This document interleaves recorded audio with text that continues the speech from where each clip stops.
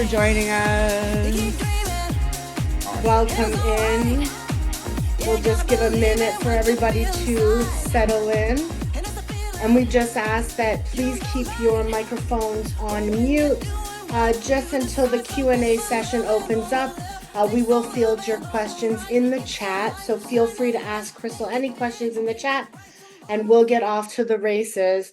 We are so blessed to have the illustrious Crystal Waters join us. House music royalty is in the building. Take it away, Sydney Blue. Yay.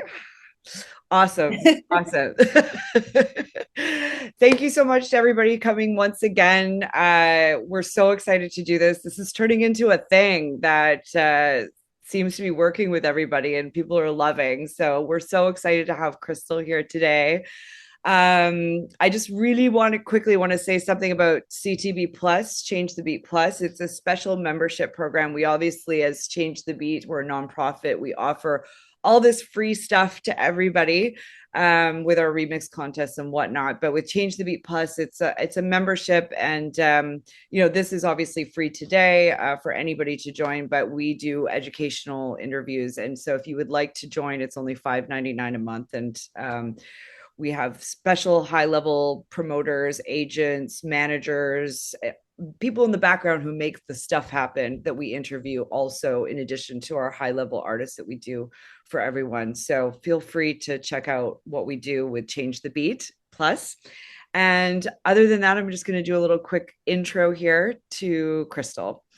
I'm so excited to have Crystal Waters here joining us today. Crystal is one of the most successful dance artists in Billboard history, best known for her iconic hits Gypsy Woman, She's Homeless, 100% Pure Love, and Destination Calabria, the latter topping the charts in over 43 countries with 13 number one Billboard dance hits, over 200 million streams, 6 ASCAP awards, 4 Billboard Music Awards, and multiple AMA and MTV nominations. She's a true pioneer. In 2024, she received the EDMA Lifetime Achievement Award and the Femi House Vocal House Award, and currently hosts her I Am House radio show with over 10.2 million listeners, alongside a weekly Sirius XM Utopia slot. Crystal continues to evolve, recently signing with Coven Modeling and starring in Google and Kiki Palmer's 100% Black-owned campaign. So with that, I'm so excited to have Crystal here. Thank you for joining us today. Thank you for having me, Sydney. It's so nice to reconnect. You too. Actually, I posted something earlier. I don't know if you saw the night we met, if you remember. I did. Just for the people here to know the little story behind me and Crystal meeting. I was doing a show in Washington, D.C., where Crystal lives about, I don't know, it was 2015, I think. And you were at my show through friends, hanging out with some mutual friends. Harry Romero and was Stonebridge there? I can't remember. JP, remember? JP, okay, yeah, I remember him. The agent, yeah. And it was funny that night because I remember I was kind of a little bit down and out because my show was not super busy, and you were like, "Girl, like it's all good. Things happen. This is the life of being an artist." So yeah, they're not always the highs. You got to go through the lows to get back up to the highs. So yeah. And I remember that night, and it was fun, and we chatted, and it was a great time meeting, and we've stayed in touch since. And just recently in Miami, we were on a panel together called Cultivating Tomorrow's Dance Floor, talking about the industry, diversity in electronic music, which is an important topic right now. I talked a little bit about Change the Beat and what we've done, and Crystal had actually just won a few awards that day. You had won the international award, lifetime award with the Femi and the EDMA and the Femi award. Yeah, that was a big day for you. And then we did the panels. So that was also a great conversation. So it's good to have you here. I'm just going to jump right into our questions. And at the end, we'll take some questions from the audience. If you guys have anything, put it in the chat and Jana will field them for Crystal.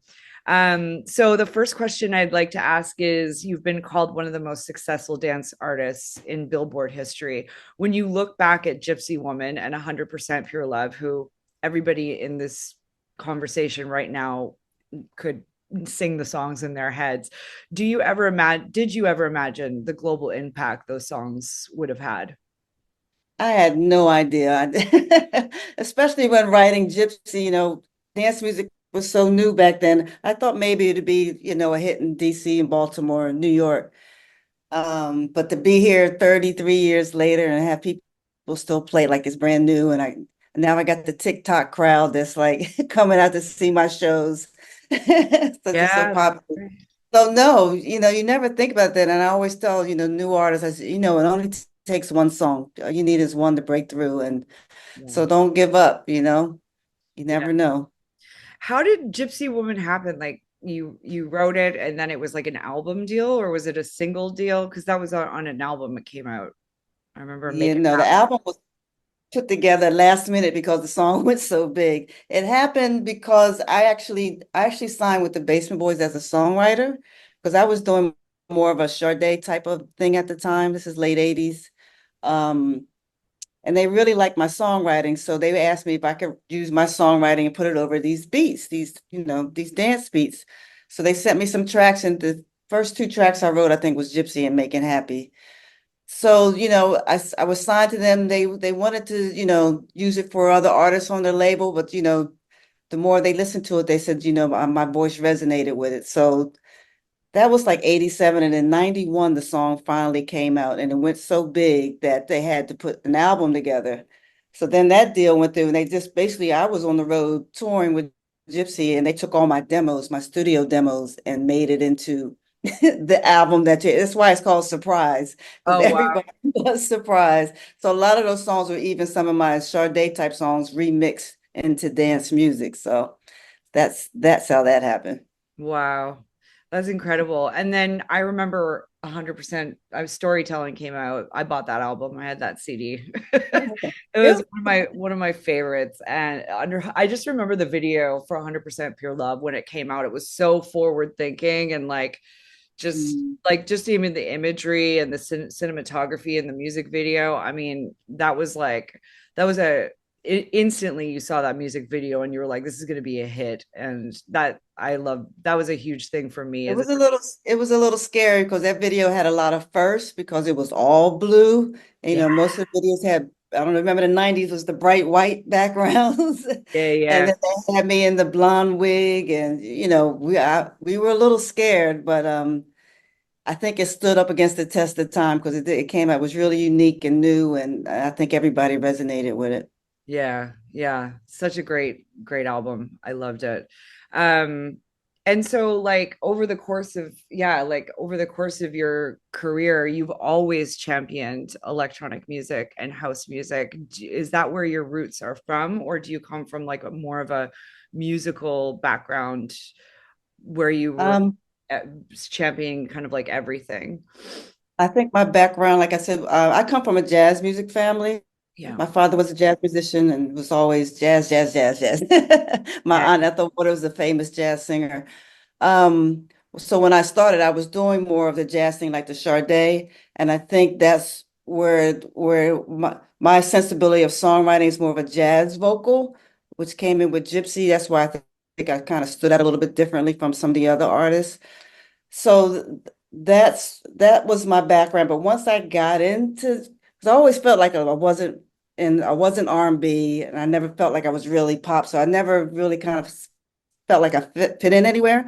But once I got to New York and got to Sound Factory and set up on those speakers and was in with the community, with the drag queens and the dancers and the voguers, that's when I really felt like, this is what I want to do. This is me. And I just love the community. I just love being a part of it. And, back then it wasn't very popular to be a part of it. We got beat up pretty big that the music wasn't going to last. And, it was a fad. So I really kind of championed it. I really love being like a big fish in a little pond because everybody, you know what I mean? And I just loved the community and wanted to stay with it. And I just knew that that was where I was supposed to be. And to be here and watch that community grow and expand to all the different genres, I'm very proud of the fact that I was there at the beginning. Yeah, absolutely. It's crazy, I'm not sure if you're aware of this. I think like 47% of the music played at Coachella this year was electronic, more than Oh, pop, really? more than rock, more than hip hop. It's now, I mean, I think we could arguably say it's one of the number one genres Genre. of music in the I world. saw I saw a post where it said, electronic music is like going to be a 22-23 billion-dollar business this year. So Yeah. it's going from zero to Yeah. 1,000. Yeah, especially when you look back on like that whole disco sucks movement that happened in the 70s and stuff. And I mean, really, it was just electronic music at the beginning. And Well, that's what Frankie Knuckles said. The house was disco's revenge. Once they did that burning, everything went back underground. And luckily, house music was created. yeah, And that's all came from the disco. yeah, absolutely. Yeah. It's crazy to think about the legacy of the music, but it's awesome. And I'm so happy that you've had such an amazing career that has spanned decades. So what do you think has helped you actually, speaking of that, like maintain such longevity in an ever-changing industry? People have been asking me this all week. I've been doing a lot of interviews and I'm like trying to think, what's the right answer for this? And I think I thought of something yesterday. It's something about getting back up, not giving up. Just keep doing it. You love it, you're supposed to. I think I've thought several times that I was done with it. I'm going to stop. But something always called me back. There was always a song in my head. I have a studio in my house. I would walk by and it'd be like, you need to come in here. It's like it was calling to me. I think the longevity is just standing back up. I mean, people are going to push you down, especially the more famous you get.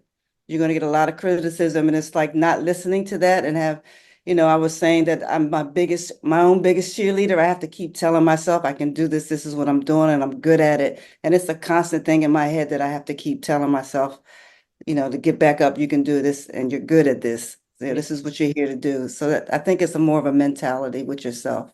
absolutely. Absolutely. Um, and like, especially when you start thinking about like, what would I do else outside of I'm not qualified to do anything else. Maybe I exactly. could go sell real estate at this point, but Yeah, I've definitely had those moments as well where I've been like, well, if I didn't do this, what would I do? Um, Mhm.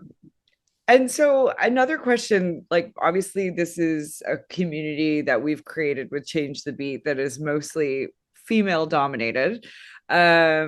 But that being said, it was the result of a male dominated world of electronic music and house music. So what were some of the biggest challenges do you think that you faced being a woman in the industry? I don't love this question always because I get asked it myself, if I'm going to be honest. Yeah. My answer to the question is usually I never paid attention to the fact that I was a woman, but I'm just curious what do you think the Yeah. challenges that you faced as a woman? That was a good answer. I might have to use that. I think because people say like the challenges are done almost sometimes, but it's not. You got to remember back in the 90s, it's come a long way. I will say that, you couldn't be pregnant, you couldn't do this, you couldn't gain weight, it was all, body image and, I don't know, male dominated thinking. I think that is the biggest challenge to get over. I still find it now that I mean, I think Beyonce said something in her documentary, like men, they will talk over you, they will talk past you. If you don't speak up, eh, they will just, brush your ideas aside very quickly. Yeah. And I had to learn that over the years to keep saying, this is what I want, and this is what I want, knowing that if I don't, you'll be brushed aside. So I think that's the biggest challenge, Yeah. is to stand up. You got to know it's kind of very subtle. It's not like in your face that they're ignoring you or anything like that, but it's a very subtle thing, and that you have to stand up and keep saying what you want and what you're going to do without being a bitch, Yeah. but stand up for yourself. Yeah, absolutely. Um, and I think that most men in this industry would not actually admit that they're trying to push women down either. I think sometimes if it is just like you said, it's a subtle thing, probably. They won't, they'll say they can't do something. Like, yes, you can. You can Yeah. do that. It's kind of like that, Yeah. So it's kind of like that. Yeah. Um, but the fact that the conversation, I think, is happening more, I think is the most important thing. And Yeah. yeah, that's exactly why we created our organization. Is instead of complaining, we just try to make a resolution for the problem of the lack of women producers by running the remix contests and things like Yeah. that. That helps us at least discover more women, and we're, instead of complaining that there's not enough, we're discovering Now new. they have a place to go where they can be seen, so they can't use that anymore. Yeah, exactly. You know? Exactly. So with over 200 million streams and multiple chart toppers, how do you balance staying true to your roots while evolving through the current sound of dance music? There's so many, like you said, there's so many different genres now. I mean, you like house music, I know that, and I can hear it in your music in every song you put out. Yeah. I think doing this album, I had to, do some self-discovery of which direction and how I wanted to go, because it's so easy to try to do what everybody else is doing, but you never stand out when you do that. So it was kind of I wanted to keep some of the authenticity of house and combining with what's going on now, the more modern, the more progressive edge. So it's kind of a mixture of that. I got a very progressive edge sound, but I like to keep the authentic house music sounds. Like you'll hear a lot of my new music's going to have those sounds from a little bit of those sounds from like the 90s, but the rhythms and the drum loops are going to be now forward thinking.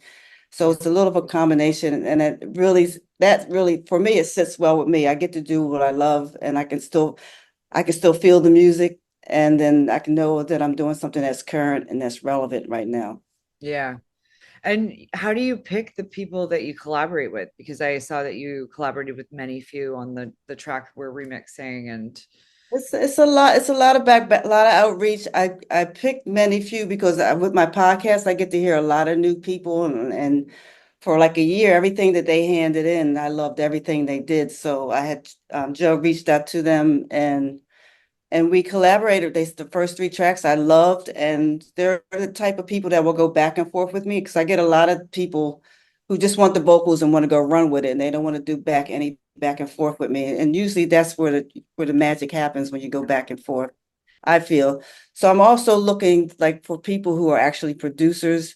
I mean, I think for a couple of years I kind of just went for the guys who had the bigger names in the business, and that hasn't been working out for me, because I don't want to think about it too much, but it doesn't feel real, because it's more of it feels fake almost. 'Cause it's more like just trying to latch on to somebody's name. Like a lot of people just want to work with me and just use my name and go yeah. say they got a hit record. So I kind of like working with producers who actually know how to produce a vocal, and take the music to another level. Like I'm worked with Dave All Day, who's a Grammy Award winning producer. I love David Anthony, who's actually a producer. He's not, they don't have the big egos. They're not trying to put their names up front. And that seems to be working with me. If I can find people who actually, want to do the collab, go back and forth with me, and actually focus on the music and make it the best it can be, as opposed to just wanting to be in the spotlight. It's what's Yeah. been working. And it's less transactional that way too. Yeah. I mean, everybody wants to win. So when you win it, when you're in it together, got your hands in the clay together, that's when everybody wins. Yeah, for sure. And it's an actual collaboration that way. That's a great lead in, actually, because you mentioned your podcast, your radio show. I'd love to hear more about it. It's called I Am House. And what inspired you to like step into this role? And how do you choose your music? This we've been doing this for 5 years. And I had done it for a couple of years before the internet was so easy to use. But I wanted to do it because I couldn't find one local place to go hear good house music. Like there was no radio station, there was no like one Spotify playlist that I could find. And when I got into it, the music was so good, and it was so many, there were a lot of female artists that weren't being featured or like being recognized, that they probably wrote some of these songs. It was all the DJ names. So I really got into it because I wanted to get the music out there, but I also wanted to get the people, the singers recognized, give some background on the music, kind of like, what they do with pop. You'll get, information on all the artists. Like with dance music, you just, you got to Shazam it to see who it is. And, so I Yeah. just wanted to have some place for people to go to find out who these artists are, what they're about, and just be the hub for that.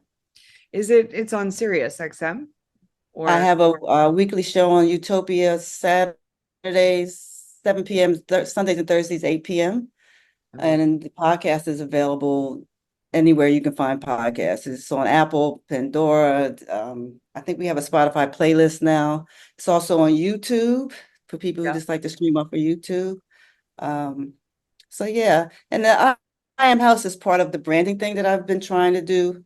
I found that people thought I was a pop artist for a while, and I had to like start using that, putting myself, telling people who I am and where I came from. So I wanted to do like the record label is I Am House, the podcast is I Am House, and we're going to start having events that are going to be I Am House, so everybody just knows exactly what it is and come and be a part of it. Amazing. Amazing. You know what? I need to send you some music. Yeah, you do. I need to send you some music. I'm going to send it to you and Joe. And it's, Yeah. another thing is with our community, I mean, whenever we have a proper house remix contest, we can send you our winners. Uh, Okay. yeah, because we've had so many great, I mean, we've had every kind of genre, but whenever we have like proper house music, I think that's a great idea actually, is to Yeah, send we over. can feature that. We can Yeah, do yeah. a feature. Yeah, I'm Mhm. sure the winners would love that. Amazing. So, okay, so many younger artists obviously look up to you. What's a piece of advice that you would give to somebody breaking into the industry? Somebody breaking into well, remember that it's 10% talent and 90% business. Oh yeah. You got to know your business, but I also see people getting tripped up too much into the business and they lose their creativity.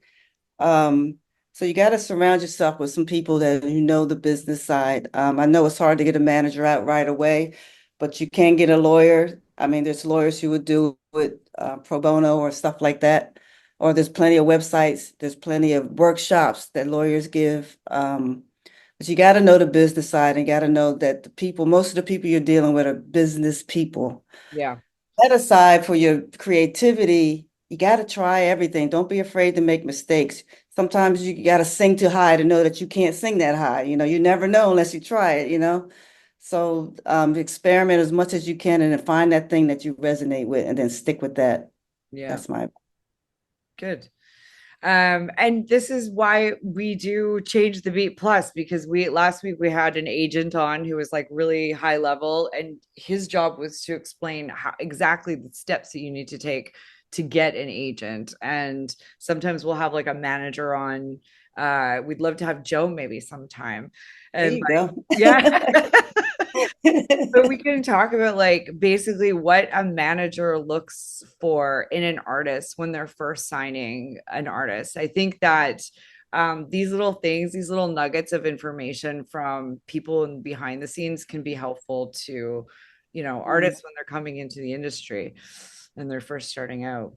Yeah, well, now when you come in and you have to do everything, you got to be a social media person, you got to be a video person, you got you have to do everything. I think that's the only way you get noticed these days. Yeah, exactly. The social media too, the marketing thing is such a massive new thing that you have to learn. But I think it comes a lot naturally to the younger audience. But at the same time, like maybe that comes naturally, but you still have to learn the business side. And Crystal was exactly right. Learning exactly how the industry works, it works a little bit differently than say other genres of music, electronic. So understanding, being on multiple labels sometimes can help you more than just being on one in this industry. I think is one thing that makes us differ than say, you know, if you were a rock artist or a pop artist or something like that. Those are little key things that make us a little bit different in the industry, electronic industry specifically. um, so another question in regards to like emerging artists, if they want to build like say a fan base and a legacy, not just go viral, do you have any advice for like long-term growth and sustainability? Do I have any Yeah. as an emerging artist? Um, I think I'm finding because I'm learning. I'm still learning too. But on social media, just talking directly to the people seems to be the thing that works. Yeah. And doing live performances anywhere and everywhere you can, because you never know who's going to see you. You never know who's going to hear you. And you may not, you may only start with a couple of views or whatever, but it grows and it keeps expanding. You just got to be patient and just keep trying to be original. Like I said, trial and error, the A&B testing. You got to go see which one works and which resonates. And, I think, as things go along, I mean, I think now even Instagram lets you test out posts now to see how everything goes. So I mean, it just seems to be getting easier and easier. And plus, you got AI. Yeah. You can go into Chat GPT and ask them what to do, and Yeah. they will give you a list of things to do. But I think consistency makes people when they see you consistently, they feel more like they resonate with you. So the more that your face is out there and that you're doing stuff, that's when people resonate with you. Yeah. I think back in the day, people wouldn't do interviews. It was a special piece if you got this one person for, an interview. Those days are gone. It's more about being out there and everywhere. Yeah, for sure. Um, it's funny, I really strategically plan. If I haven't been to a market in a long time, I will strategically put myself there just to try to get back into like a city if I haven't DJ'd there in a really long time. Because if, just like you said, like if you're not putting yourself in front of those people, then how are they going to know about you? Yeah, and I think I got to also say the conferences. I know the music conferences helped me a lot when I started. They would, you go there, you may not meet that, you might not get that big deal the first time you go, but it's all about networking and the people that you meet. That person that you met 2 weeks ago you might not meet them again until a year later, but that's the person you needed to know. So it's all about getting out there, networking, going to the conferences or Oh, anything like that. If you sign up for ASCAP, they have plenty of conferences. The Grammy board has plenty of stuff you can go and network with. That's all for free. yeah. So just getting out there networking helps. And ADE in Amsterdam is a really good one for the electronic scene. I know a lot of our community has gone there. I usually go every year. And sometimes there's Ibiza, IMS has a really good one where they do it every April. And it's like really cool because it's all in one hotel. It's kind of like how the WMC was this year. Oh, okay. All in one location. And I find that sometimes when it's all in one location, you don't have to leave. Everybody can kind of network at that one Yeah, one place. that Uh, sounds good. yeah, yeah. Um, yeah, so I think that, let's talk about your album before we because that's important. I'd love to know about your new album. I know it's coming out in the fall. What inspired it, and how does it like reflect where you're at creatively? What do you think is the main genres outside of house? Have you drifted into any Um, other sounds? well, I always wanted to do one more album. I've been releasing singles for the last, I don't know, 10, 15 years because this became a singles market. It just wasn't worth spending all the money and 2 or 3 years working on an album for only last for 2 or 3 months. It just didn't make any sense to me. But I Yeah, wanted to do one more album, and I wanted to be more of a concept. Um, and now I think people have kind of figured out how to do releases for an album, like every 6 to 8 weeks. And I got a team around me now that I can plan out and do it, properly. And then, like I said before, like the sound of it, I still wanted to be authentic house, but I wanted to be, more modern, relevant, and I wanted songs. It's a lot of, I always hear that there's DJs don't play songs because they don't know how to mix vocals. But I don't know. I just kind of I believe people always want to sing along. We can always take that song and do a remix on it for the clubs, but I wanted some really good house songs. And so, like I said, I wanted the authentic sound, but be modern, progressive. And I got a couple messages in some of the songs. A lot of, I mean, I'm loving everything I write right now, and everything sounds really good. And like I said, I wanted to work with some producers. So I just think, if you want to listen to an album that you can from start to finish, that's nothing but house music, I think this is going to be the album. Amazing. Amazing. Um, so, and yeah, I was going to ask also just quickly about the collaborations. You said you were working with Dave Auday on some stuff. He's a legend. I mean, Yeah. I've yeah, I, I've loved his music. I met him. I met him through my first podcast I used to have because he used to hand in stuff that I used to always love. He's good. David Anthony, we got Many Few has 3 tracks. Who else do I have on there? I have Thomas Blondett, who's from Washington, D.C. I don't know if you ever met him. No. Spin. I started this whole project with DJ Spin and Tommy. They're two of the original guys from the Basement Boys. Amazing. So I'm still doing a lot of stuff with them. So they're doing stuff on it. Trying not to leave anybody out. Uh, but I still have 2 more songs to complete the album. So I'm still looking for 2 more fantastic tracks. I could just Okay. put that out there. We got 9 done. And I want 11 songs on the album. So Very cool. Very cool. Well, I am a producer. get it in, get it in. So maybe a remix or something in the future.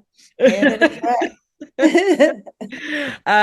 Let's open it up. Let's open it up. I've been seeing on the right here, there's been a ton of little questions coming through, and I'd love to hear what some of the audience here is asking. So, Jana, do you want to field some of the questions? Absolutely. The first question we have is from one of our community members, Tommy, who couldn't attend today but is hoping to catch it on the replay. I was hoping someone could ask Crystal a question for me. I was curious if she uses references when writing her songs, sort of like a producer might when writing or arranging a song, or Huh. how might that work for her specifically? So maybe, Crystal, if you could go into your songwriting process, what inspires you? What are your references? How do you work? Okay. I don't use references. What I do is I get the track. I listen to the track. The track usually speaks to me. And then when it does, I usually sit there and I get the melody first. I feel like if I get the melody, if the melody is really good, then the song is going to work almost no matter what lyrics I put into it. So I work on the melody. I'll work on that till I get, at least a verse and a hook done.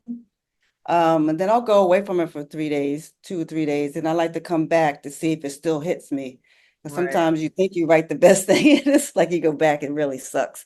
But if I go back and it's still really good, that's when I start on the lyrics. And usually when I'm humming these melodies, there's a lyric or something to here that that I'll grasp and I'll figure out what the song is. I try to get the hook first. If I don't, but sometimes the first line comes first. So I just kind of sit with it and let it happen, which is really, and once I get the verse and the hook, then I'm done. Second verse comes easy. And a lot of times I will wait till almost that I'm in this. So I'll do that at home. Then I'll go to a proper studio with an engineer because I like to have that second ear.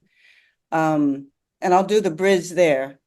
I know I kind of like that spontaneity of it. And like, I might have some lyrics where I know what it's going to be, but then I like the melody to come out because I feel like a lot of this is missing in dance music that you have to have a bridge. The ear needs a third place to go for a song to make it resonate to complete the circle. Yeah. So I always like to have that different melody in the bridge and then come back to the hook. So really that's my process.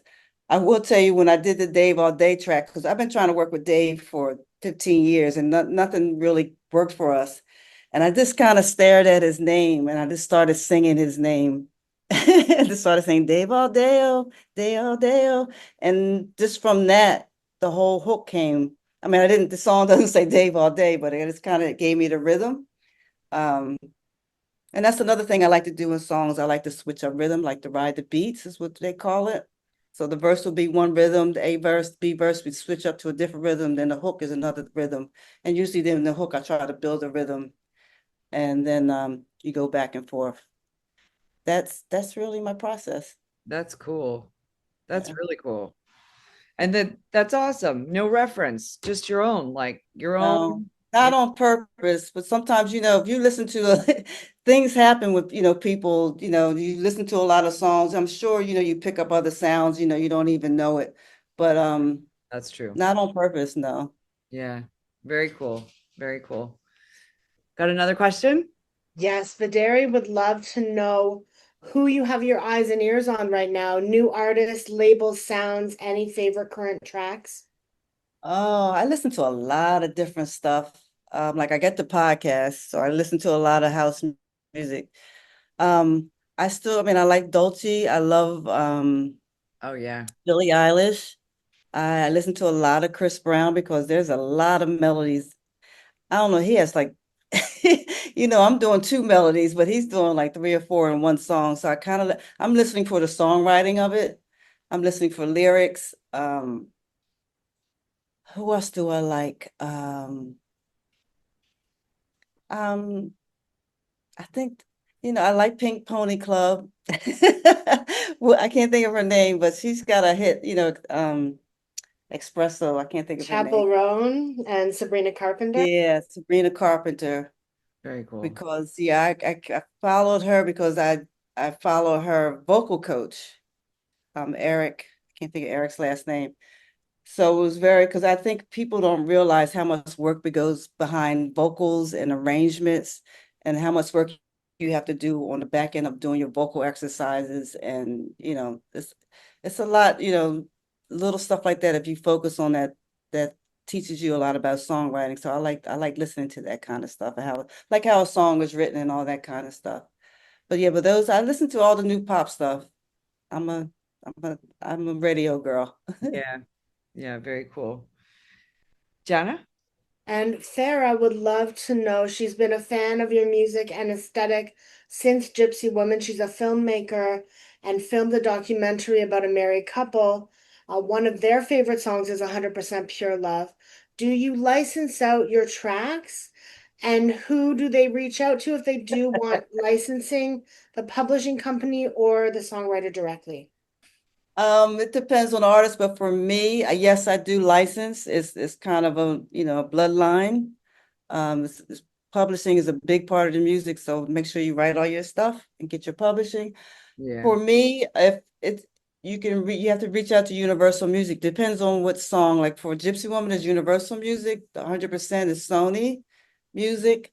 Um, Usually some of the bigger companies. I have re-sung all my songs. They're remastered, and you can come directly to me to license them, but they're not cheap.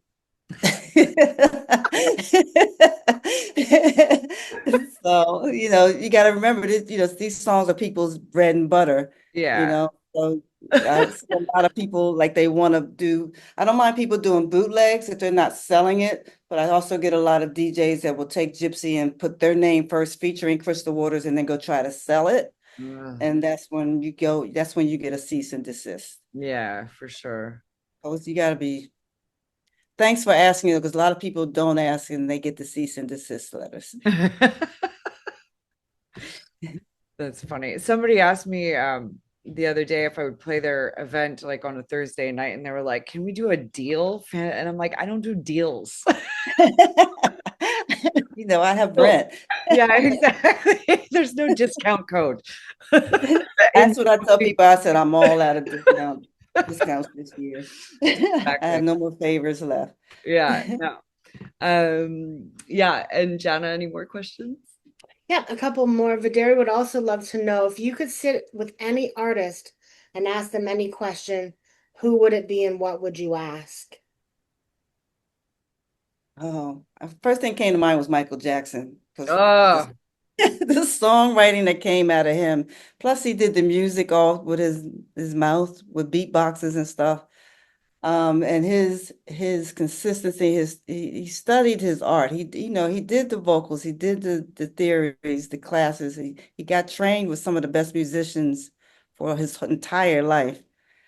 So that would be one person, yeah. just to see the mentality and more the stuff that comes out about him. I mean, I've seen like he did affirmations. He used to write down what he wanted. He had a vision of what he wanted, and he wouldn't take no for an answer. That's the kind of stuff that I'm interested in. Once you get confident in yourself and what you're doing and what you know you love and want to put out there, I think the rest of it comes a little bit easier, like the business part of it. Hmm. Um, so that's the kind of stuff. What was your mentality about your career, your business? Like with Prince, he was the one that he was like one of the first ones demanded that he produced all of his own songs. He was like, no, I'm doing all this. So it's people like that I think I would like to sit and talk with to keep that tenacity, that straightforwardness of knowing what you want and you're going to do it. Yeah. Quincy Jones was also just absolutely Oh, incredible. that production he did on all those Michael albums. I tell people that my favorite song is "Want to Be Starting Something." But that lyric, "You're a vegetable, they eat off of you," I was like, that's only Quincy and Michael could have made that work. They Yeah. did that. They made, and that song has so many layers to it that I love. There's so many rhythms going on. If you ever just sit with it and see how they just keep building rhythms. And at the end of that song, because Quincy could have orchestrated the whole thing, but he waited to the last 15 seconds. You could hear that he bring in the whole orchestra at the end and Yeah. where it would have sounded in the next 3 minutes. But that's a producer. That's the people I like to look for and work with. Yeah. There was this documentary or an interview that Quincy Jones was doing. What's the song that goes? "Da-na-na-na-na-na-na-na"? It's like Michael Jackson's like biggest song. It's not the It one is. from Thriller though. It's Want to be starting something? is it "Want to Be Starting I Something"? think it's want to be starting something. And yeah, there was like a big argument that they had between that disco riff, and Michael did not want it. But I don't think it was I want to be starting something. In the comments, they say, "Don't stop till you get enough." I think it's It's that. don't stop till you get enough. Yeah, the Okay. disco. Sorry, I tried to do it. It's like that part, the beginning. Oh, I think I saw that he ended up putting it in there anyway, didn't Yeah, yeah, he did it anyway, he? but they did not, or Michael didn't want it. He was like, get rid of that. And it was just so interesting listening to, Made the whole song. yeah, the whole just I love watching documentaries about how Thriller was made and just Yeah. just Quincy Jones in general. His documentary his daughter did about him was really pretty incredible. Okay, next one. From Anne Phillip. She's not sure if you already talked about it or not, but would you suggest to artists to remain independent or sign to a label? And if they're signing, what kind of contract would you suggest? Distribution, recording, etc. Um, I think these days you almost have to start out independent before you even get signed. So what does independent mean? Does that mean starting your own label? Um, Maybe not, but and then if you get to the point where a label wants to sign you, first of all, you gotta get an attorney. Do not try to read any of it. Do not try to, don't let anybody strong arm you into anything. For a label, it depends on, what kind of music you do. Like if you're a pop artist and you got a Universal Music trying to sign you, you want to get an attorney, you want to sign a deal where that you can get out of it. I think I would stay away from 360 deals if you can. Um, I think major labels are trying to take publishing now too. I'm not sure.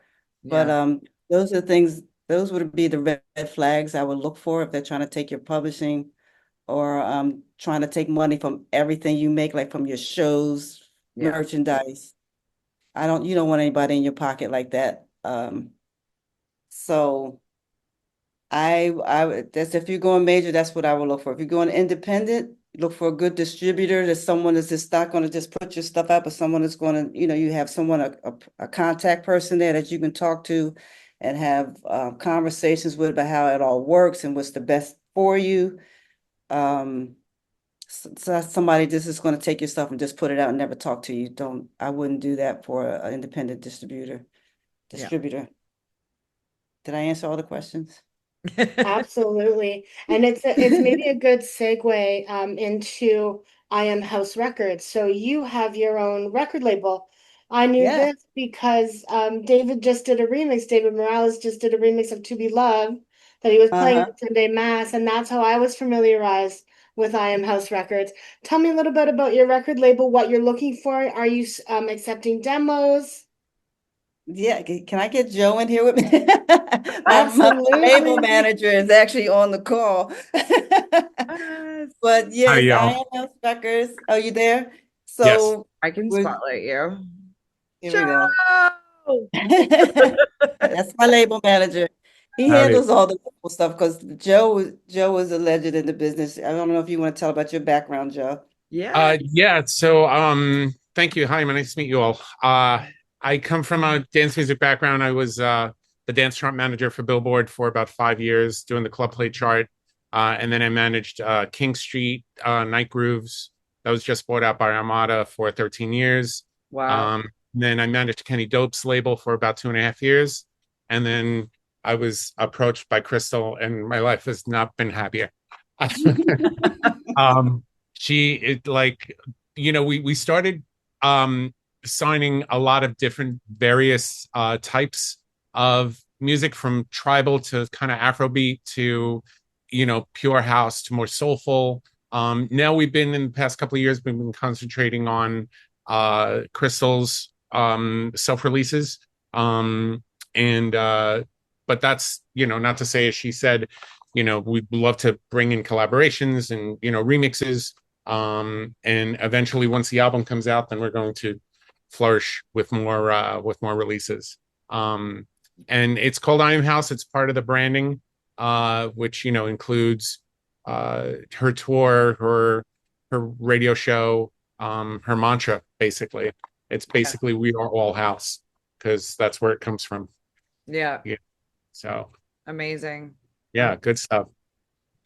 And David Morales just did a remix of one of the tracks. So yeah, David, Todd Terry. Yeah. We've had remixes from Todd and David, Spen, remixes on the catalog uh of To Be Loved. To Be Loved came out a couple of years ago. Um, and right now we have You and Me, which had the remix from Alfaya. And Oh yeah, you saw and that. now we're getting remixes on Big Bite, which is coming out tomorrow. And then who knows what the big winner of the Umbop contest is going to be, but looking forward to seeing that. Yes, me Well, too. I guess after that, I guess we will be taking submissions. I can't remember what's the, I don't know. Well, I guess we should do a post about where people could submit songs and stuff like that, or Yeah, tracks. we have demos at iahrecords.com. I Awesome. can put the email address in the chat. Amazing. Yeah, we have. And please, love good music. And only Dropbox links. What's your thing, Joe? You only Yeah, like don't, yeah, we love a little bit of bio info, don't just send the track as an MP3 as an attachment. We love like any kind of bio info, discography. Tell us about yourself. A pet peeve is just, here, listen to my track, sign me. Right. Who are you? You know Yeah. what I mean? It's a big it's a big stickler to want to. Of course, it all comes down to the music. But if you can introduce yourself, be as informative as possible, and send us, don't send us, another thing is, don't send us progress in the works. We want completed, you know what I mean? Like, I like the idea Yeah. of, if it's a remix, then you can send us the direction.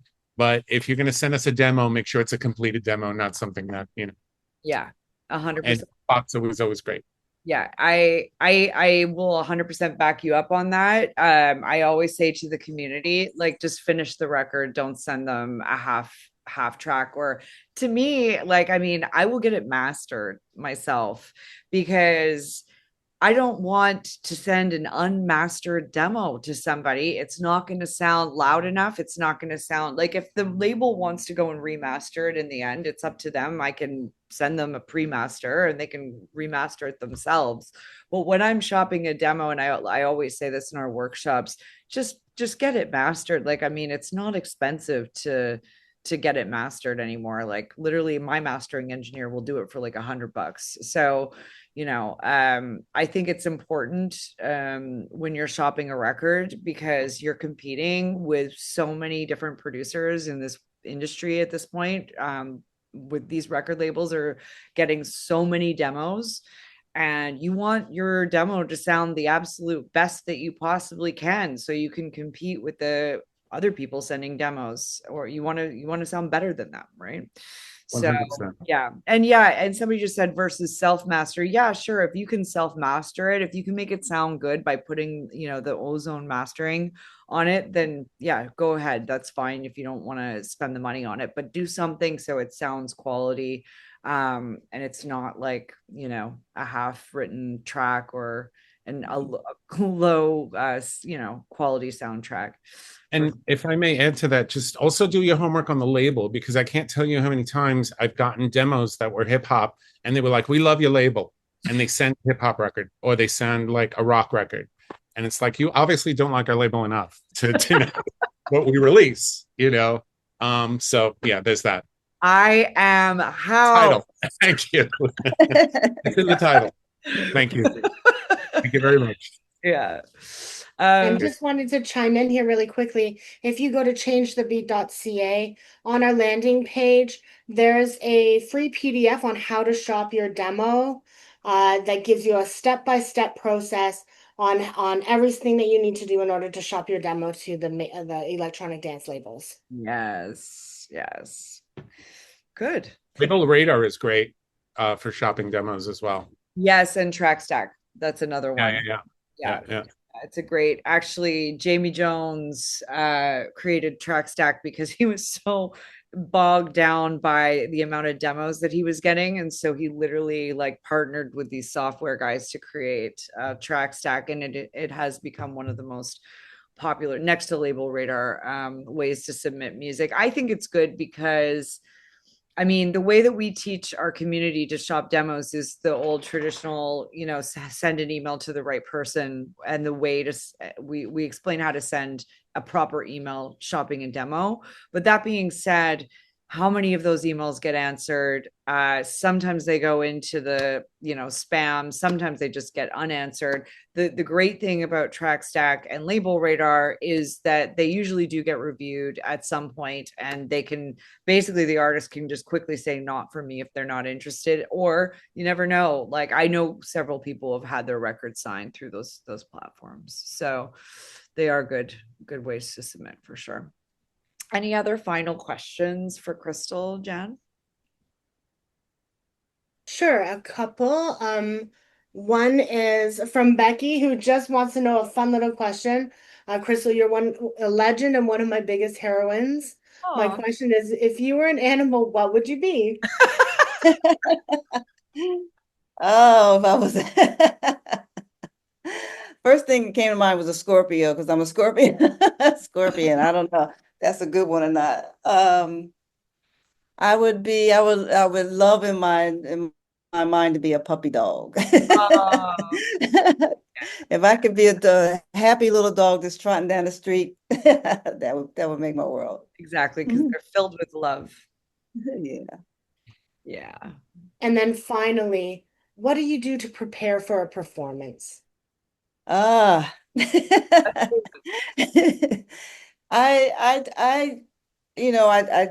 teach my dancers this, everybody who works with me on stage. I start I have a show tonight. So I started like last weekend, say Mondays, mentally preparing. I decide it's going to be a good show. I see it, I visualize it. I do the mental work first. And I do my little prayers, my affirmations. And then that's what I start. If you start on Monday, by the time I get there tonight, I'm mentally prepared for it, no matter what happens, because it's it's a lot of chaos. And we do a lot of rehearsals. We do like tonight we're doing a special performance, so I have to do a new I make a new show almost for every show I do. I do a new USB. So tonight I'm doing a special performance with some of the girls from RuPaul's Drag Race. And they want to come out and perform with me. So we did a special edit for that. And, tonight at Soundcheck, we're going to rehearse. But a lot of my preparation is really mental, because I've been doing this for over 30 years. And, if you don't show up mentally prepared, it can all go downhill. You got to stay calm and smooth because there's going to be people like all around you like this. So I make it a point to be centered and be in place before I get on stage. Yeah, that's important. Oh, when are you in Toronto? Are you in Toronto? Toronto? I don't think I'm in Toronto. I didn't see it on the schedule this year. I feel like I was there last year. I did a couple of things, but I don't think, not yet. Tell your people to invite me and I'll come. Okay. We'll talk to our people. 100%. Yeah. Yeah, you were fantastic at Revival. I think maybe it was last year, possibly the year before, for one of Yeah. your parties, and it was Yeah, a yeah. great That's a time. good party. That's a good party. If you get a chance to see Crystal live, do it. Okay, well, Yeah. we got a lot of shows coming up. So there's some great there's some good shows coming up all over If you go to my Instagram page, it should be pinned to the top, my show schedule. Yeah. Or you go to my website. Yeah, nice. Okay. Well, I'll definitely try to connect with you this summer. Amazing. Okay.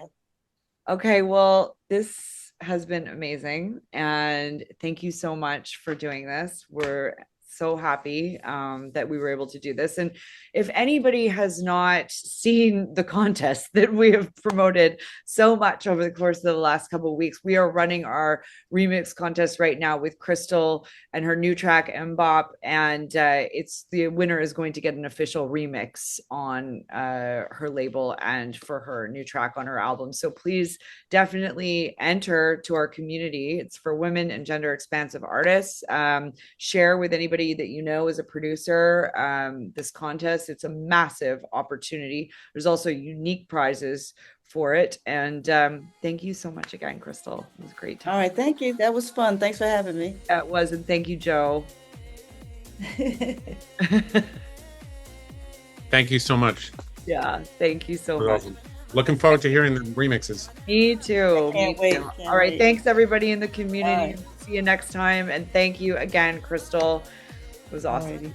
Okay. All right. Bye-bye. Bye, guys.